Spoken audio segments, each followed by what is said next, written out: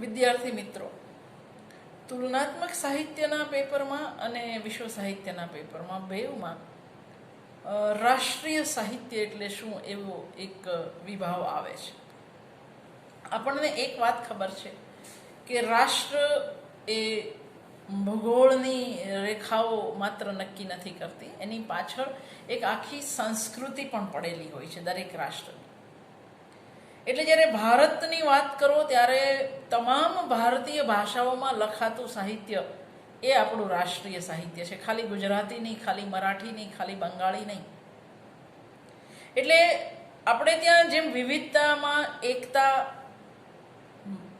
સાંસ્કૃતિક રીતે પણ તમે જોઈ શકશો. જ્યારે જુદી જુદી ભાષાઓની કૃતિઓને વાંચશો ત્યારે તમને ભારતીયતા એટલે શું એ સાચા અર્થમાં સમજાશે. ભારતીયતા એ જરાય સાંકડો સંકુલ નથી, સાંકડો વિભાવ નથી. હવે જે અમુક લોકોએ બનાવી દીધો છે એવો સાંકડો વિભાવ તો બિલકુલ જ નથી. તમે શશી દેશપાંડેની ખામોશી નવલકથાની સ્ત્રી જુઓ, તમે ધરતી ખોળે પાછો વળે કન્નડ નવલકથા શિવરામ કારંતની એની સરસ્વતી પાર્વતી જુઓ, તમે આશાપૂર્ણા દેવીની કે શરદ બાબુની સ્ત્રી જુઓ, તમે ગુજરાતી નવલકથાની કુમુદ કુસુમ કે બીજી કોઈ સ્ત્રી જુઓ. આ સમયગાળા એટલે એક સમયગાળો પકડો જ્યારે હજુ ભારતીય સાહિત્યની અંદર નારી મુક્તિની વાત નહોતી થઈ. એ સમયે તમને આ બધી સ્ત્રીઓ એ ઈસ્મત ચુગતાઈની ટેઢી લકીરની નાયિકા હોય કે મિત્રો મરજાનીની મિત્રો હોય, આ બધી સ્ત્રીઓને તમે બાજુ પર મૂકીને જુઓ, એ છેલ્લે તો ભારતીય નારી જ છે. એની ભાષા અલગ છે, એનો પ્રદેશ અલગ છે. એટલે રાષ્ટ્રીયતા એ સાંકડો વિભાવ બિલકુલ નથી. બીજી એક વસ્તુ, ધારો કે આપણે એવું કહીએ કે એક ભાષા હોય તો પણ રાષ્ટ્રીયતાની વિભાવના સાચી નહીં ઠરે, કારણ કે એ બ્રિટન હોય, અમેરિકા હોય, આયર્લેન્ડ હોય કે પછી ઓસ્ટ્રેલિયા હોય, બધા જ અંગ્રેજીમાં લખશે પણ એમનો રાષ્ટ્ર એક નથી. એટલે રાષ્ટ્રીયતાને તમારી સંસ્કૃતિ સાથે સીધો નાતો છે. એટલે આજે પ્રમોદ કુમાર પટેલે જે રાષ્ટ્રીય સાહિત્ય એટલે શું જે એક સરસ લેખ લખ્યો છે, અને તમે એ લેખ સુધી પહોંચતા નથી એટલે હું એને તમારા સુધી પહોંચાડું છું. તુલનાત્મક સાહિત્ય શબ્દ પ્રયોગ અંગ્રેજી સાહિત્યિક અધ્યયનમાં પ્રચલિત બનેલા કમ્પેરેટિવ લિટરેચરના ભાષાંતર રૂપે આપણી ભાષામાં ઉતરી આવ્યો. અને આપણે જાણીએ છીએ કે તુલનાત્મક સાહિત્યમાં તુલનાત્મક જે વિશેષણ છે એ સાહિત્યનો કોઈ પ્રકાર નથી દર્શાવતું, પણ સાહિત્યનો અભ્યાસ કરવાની એક પદ્ધતિ દર્શાવે છે, એ આપણે જાણીએ છીએ. એટલે તુલનાત્મક સંજ્ઞા સાહિત્યના કોઈ અંતર્નિહિત ગુણ દર્શાવતી નથી, માત્ર સાહિત્યના અધ્યયનની એક વિશિષ્ટ પદ્ધતિ દર્શાવે છે. તુલનાત્મક સાહિત્ય એટલે તુલનાત્મક પદ્ધતિએ થતું વિવિધ સાહિત્યનો અભ્યાસ. તુલના દ્રષ્ટિ કે તુલના કાર્ય તો છે પ્રાચીન પરંપરાગત સાહિત્ય વિવેચનમાં પણ આપણને જોવા મળે જ છે. હું તો આપણે ત્યાં સુધી કહ્યું છે ક્લાસમાં કે તુલના કર્યા વગર સાહિત્યનો ઇતિહાસ લખવો શક્ય નથી, અને વિવેચન પણ ઘણા બધા અંશે તુલના કર્યા વગર શક્ય બનતું નથી. ભિન્ન રાષ્ટ્રીય સાહિત્ય એટલે નેશનલ લિટરેચર, જુદા જુદા રાષ્ટ્રીય સાહિત્ય એ તુલનાત્મક સાહિત્યના ક્ષેત્રમાં લગભગ કેન્દ્ર સ્થાને ઉપસી આવેલી એક મહત્વની વિભાવના છે. તુલનાત્મક અધ્યયનના ક્ષેત્રમાં સામાન્ય રીતે બે કે વધારે ભાષામાં રચાયેલા સાહિત્યોમાં સાહિત્યિક વર્ણ વિષય એટલે કે જુદા જુદા થીમ, આકાર, પ્રકાર, શૈલીઓ, વાદો, પ્રતીકો, કળા સિદ્ધાંતો વગેરે પાસાઓ કે ઘટકોની એમાં તુલના કરવામાં આવે છે. પણ આ વિદ્યાશાખામાં સૌથી વધુ રસપ્રદ અને ફળપ્રદ અને કદાચ સૌથી વધુ પડકારરૂપ તુલના કાર્ય એ છે બે કે વધારે રાષ્ટ્રીય સાહિત્ય વચ્ચેની તુલના. ભારત જેવા દેશમાં તો પ્રાંતીય ભાષા સાહિત્યની પણ અર્થસભર રીતે તુલના થઈ શકે અને થઈ પણ છે. દરેક ભારતીય ભાષાના સાહિત્યમાં અમુક પ્રાંતીય સંસ્કારિતા અને પરંપરાઓનો યોગ થયો હોય, પણ અંતે એ સર્વે ભાષાઓનો મૂળ સાંસ્કૃતિક સ્ત્રોત એ ભારતીય છે, સમાન છે. એટલે એ ભાષાઓના સાહિત્યોમાં વ્યાપકપણે ઘણા સમાન તત્વો મળી આવશે. આથી જરાક જુદી રીતે ગુજરાતી કે અન્ય ભારતીય સાહિત્ય કે અને જાપાની સાહિત્ય અથવા અંગ્રેજી સાહિત્ય અથવા ચીની સાહિત્ય એની જો તમે તુલના કરો તો ભિન્ન ભાષાઓના સાહિત્ય એટલું નહીં થાય, પણ ભિન્ન પરંપરાઓ, ભિન્ન સંસ્કૃતિ, ભિન્ન રાષ્ટ્રોના સાહિત્યને તુલના તમે કરો છો એવું ત્યારે સાબિત થાય. તુલનાની અનેકવિધ ભૂમિકાઓ, અનેકવિધ એકમો અને અસંખ્ય પાસાઓને એક સાથે લક્ષમાં લેવામાં આવે એવા સાહિત્યોની કૃતિઓ પ્રશિષ્ટ અને પ્રતિનિધિરૂપ કૃતિઓ તુલનામાં લઈએ ત્યારે એ સાહિત્ય સર્જનાર પ્રજાનો ઇતિહાસ, સમાજ ઘડતર, દર્શન, નીતિમત્તા, સૌંદર્યબોધ, મૂલ્યબોધ વગેરે બાબતોનો એક સાથે વિચાર કરવામાં આવે.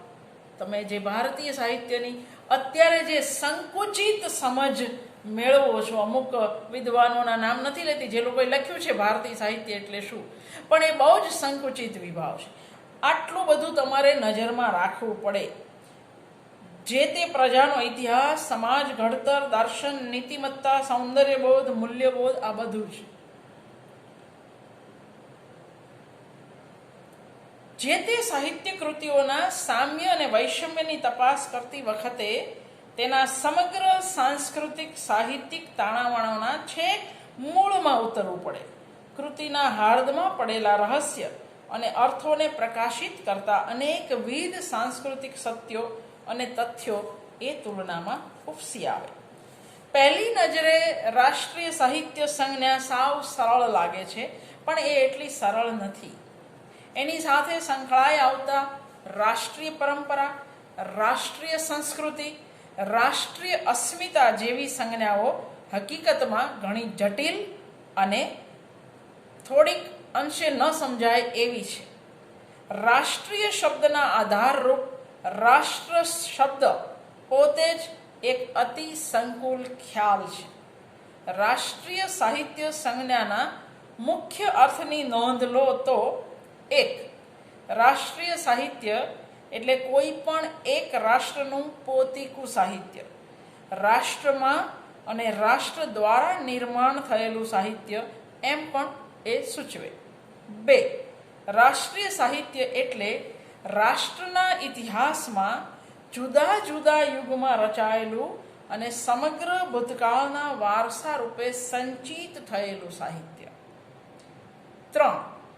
રાષ્ટ્રીય સાહિત્ય એટલે રાષ્ટ્રની પોતાની સાંસ્કૃતિક વિશેષતાઓ પ્રગટ કરતું મહાન પ્રશિષ્ટ કોટીનું સાહિત્ય, રાષ્ટ્રીય પરંપરાઓ ઝીલતું સાહિત્ય. 4. રાષ્ટ્રીય સાહિત્ય એટલે રાષ્ટ્ર વિષયક અસ્મિતા પ્રગટ કરતું સાહિત્ય, ખાસ તો પ્રજાના જીવનમાં એક રાષ્ટ્ર તરીકેના નિર્માણમાં, તેના ઘડતર, વિકાસ અને સંગઠનમાં ભાગ ભજવતું સાહિત્ય.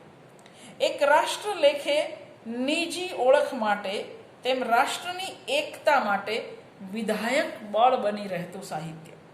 5. રાષ્ટ્રીય સાહિત્ય રાષ્ટ્રનો આત્મા કે તેની નિજી ચેતના અને નિજી અંતઃકરણ વૃત્તિ પ્રગટાવતું સાહિત્ય, જે તે રાષ્ટ્રનો વિલક્ષણ ટેમ્પરામેન્ટ પ્રગટ કરતું સાહિત્ય. 6. રાષ્ટ્રીય સાહિત્ય એટલે રાષ્ટ્રને માન્ય એવી ભાષા કે ભાષાઓનું સાહિત્ય.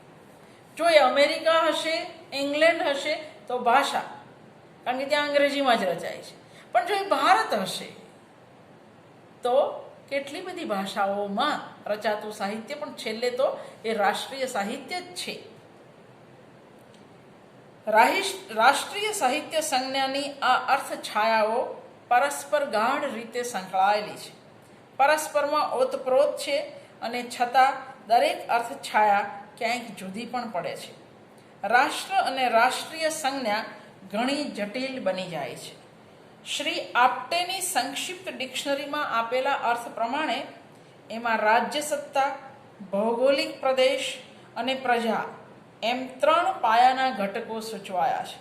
પણ સાથે સાથે આપણે નોંધવું જોઈએ કે પશ્ચિમમાં આધુનિક સમયમાં રાજ્યશાસ્ત્ર, ઇતિહાસ, સમાજશાસ્ત્ર વગેરે વિદ્યા શાખાઓમાં રાષ્ટ્ર એટલે કે અ નેશનનો ખ્યાલ વધારે જટિલ બની ચૂક્યો છે. છેલ્લા 100-200 વર્ષના ગાળામાં યુરોપ, અમેરિકા, એશિયાની પ્રજાઓમાં રાજકારણના પ્રવાહો જે રીતે વહેતા થયા તેમાં રાષ્ટ્ર એટલે કે નેશન, રાષ્ટ્રવાદ એટલે કે નેશનાલિઝમ, રાષ્ટ્રીયતા એટલે કે નેશનાલિટી જેવા વિશિષ્ટ ખ્યાલો ઉપસતા અને આકાર લેતા રહ્યા અને રાષ્ટ્રવાદના આ આધુનિક ખ્યાલે વિશ્વભરની પ્રજાઓમાં ભારે ઉથલપાથલ સર્જી છે. તુલનાત્મક સાહિત્યના ક્ષેત્રમાં 2 કે વધુ રાષ્ટ્રીય સાહિત્યોની તુલના એ હંમેશા મોટે ભાગે કેન્દ્ર સ્થાને રહે છે. આપણા સમયમાં ભાગ્યે જ કોઈ રાષ્ટ્રીય સાહિત્ય અન્ય રાષ્ટ્રીય સાહિત્યના પ્રભાવથી મુક્ત રહ્યું હોય.